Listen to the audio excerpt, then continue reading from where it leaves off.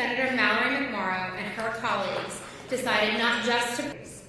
She has spent a career in public service fighting for the people of California as Attorney General and U.S. Senator, and then we got to watch her fight for all of us as our first woman Vice President.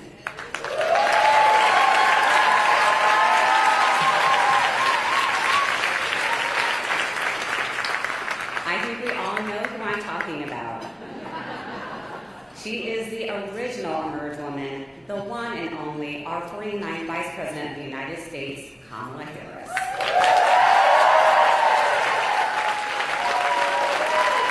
Just a moment.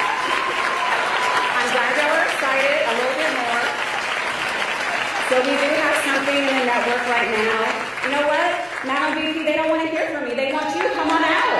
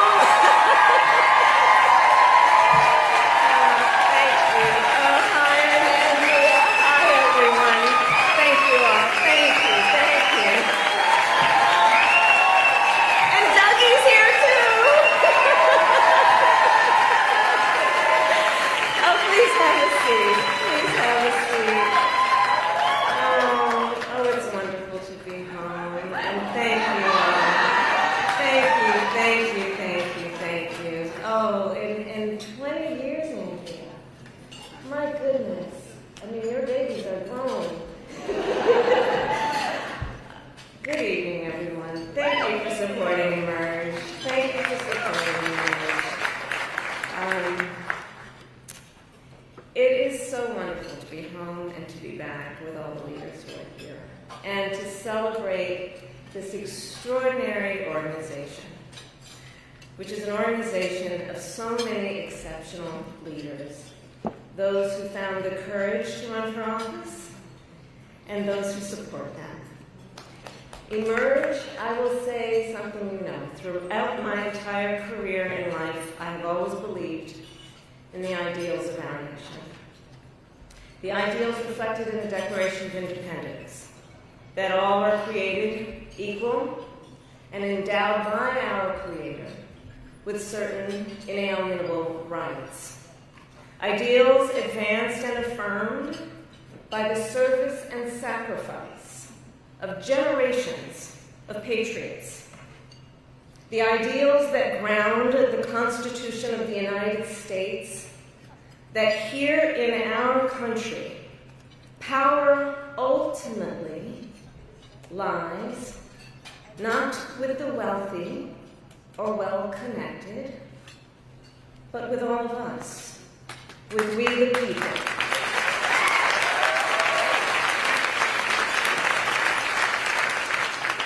Now, of course, I recognize that America has never fully lived up to these ideals, that for all the gains we've made, the American dream has for decades been slipping further out of reach for so many, and that the American people deserve leaders who make their lives better and make our country stronger.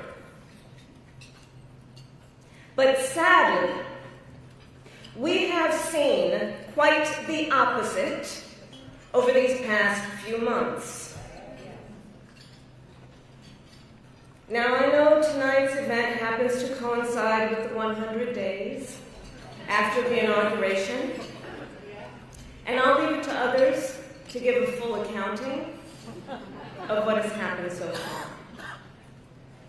But I will say this. Instead of an administration working to advance America's highest ideals, we are witnessing the wholesale abandonment of those ideals.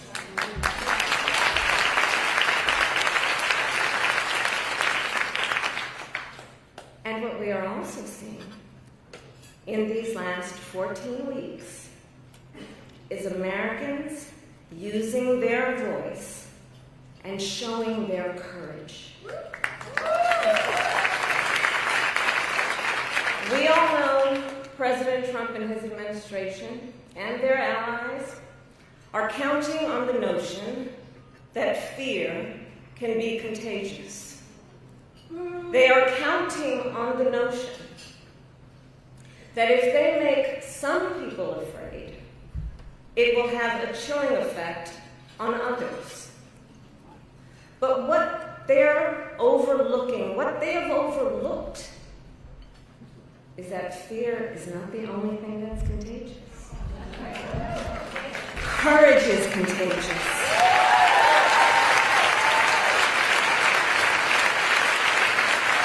The courage of Americans who are banding together in the face of the greatest man-made economic crisis in modern presidential history. Americans across the political spectrum who are declaring that the president's reckless tariffs hurt workers and families by raising the cost of everyday essentials, devastate the retirement accounts that people spent a lifetime paying into, and paralyze American businesses, large and small, forcing them to lay off people, to stop hiring or pause investment decisions. The courage of Americans we are seeing who are rallying at Social Security offices to protect their hard-earned benefits. Of Americans who are speaking out to say, it is not okay to violate court orders. Not okay. Saying it is not okay to detain and disappear American citizens or anyone without due process.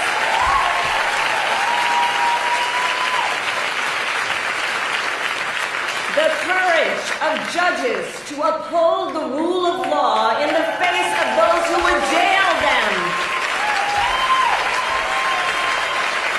Of universities that are defying unconstitutional demands that threaten the pursuit of truth and academic independence.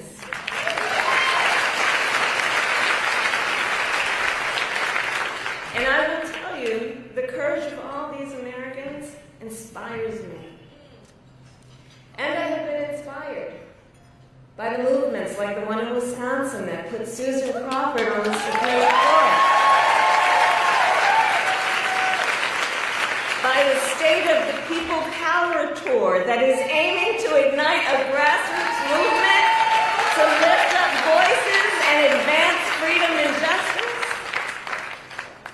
And by leaders across the spectrum, including congressional leaders like Cory Booker, Chris Van Hollen, Chris Murphy, Jasmine Crockett, Maxwell Frost, AOC, and Bernie Sanders. All who, in different ways, have been speaking with moral clarity about this moment. So here's one of the other things I wanted to talk about tonight, and to highlight. So look, some people are describing what's been happening in recent months as absolute chaos. And of course I understand why. And it's certainly true of those tariffs. Tariffs that, as I predicted, are clearly inviting a recession. But friends, please let us not be duped into thinking everything is chaos. I know it may feel that way, but understand, what we are in fact witnessing is a high-velocity event where a vessel is being used for the swift implementation of an agenda that has been decades in the making. An agenda to slash public education. An agenda to shrink government and then privatize its services. All while giving tax breaks to the wealthiest among us. By the way, an agenda that is not lowering costs, not making life more affordable, and not what they promised. It's an agenda, a narrow, self-serving vision of America, where they punish truth tellers, favor loyalists, cash in on their power, and leave everyone to fend for themselves, all while abandoning allies and retreating from the world. And folks, what we are experiencing right now is exactly what they envisioned for America. Right now, we are living in their vision for America. But this is not a vision that Americans want. We are living in a moment when the checks and balances upon which we have historically relied have begun to buckle.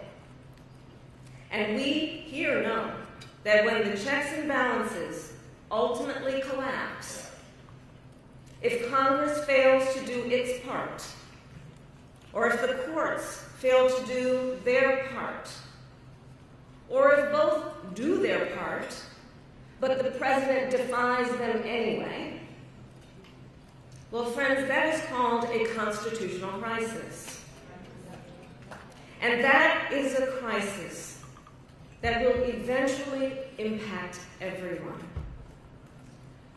Because it would mean that the rules that protect our fundamental rights and freedoms, that ensure each of us has a say about how our government works, will no longer matter.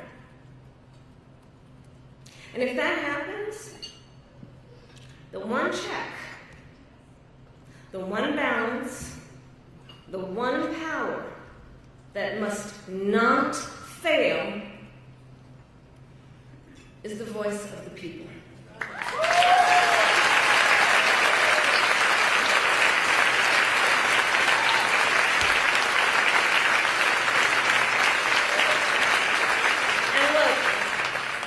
Look, right now I know a lot of folks are wondering what's going to guide us through this moment. How are we all going to figure out how to chart the course? But that's not a reason to throw up our hands. In fact, please allow me, friends, to digress for a moment. Okay. It's kind of dark in here, but I'm asking a show of hands. Who saw that video from a couple of weeks ago? The one of the elephants at the San Diego Zoo during the earthquake? Google it if you've not seen it. So that scene has been on my mind. Everybody's asking me what you've been thinking about these days. Well, so in the video, for those who haven't seen it, here those elephants were. And as soon as they felt the earth shaking beneath their feet, they got in a circle and stood next to each other to protect the most vulnerable. Think about it. What a powerful metaphor. Because we know those who try to incite fear are most effective when they divide and conquer, when they separate the herd, when they try to make everyone think they are alone. But in the face of crisis, the lesson is don't scatter. The instinct has to be to immediately find and connect with each other, and to know that the circle will be strong.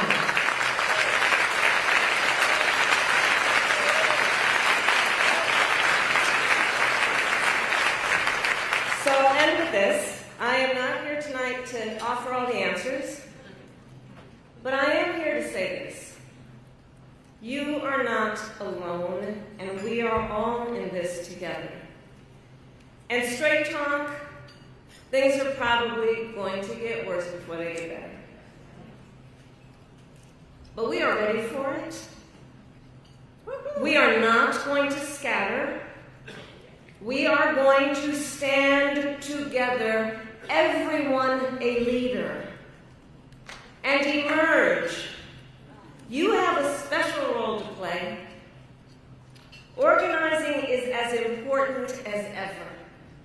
Mobilizing is as important as ever. Running for office is as important as ever. So please, everyone here, please keep doing what you are doing. And to everyone, let's lock it in. Lock it in.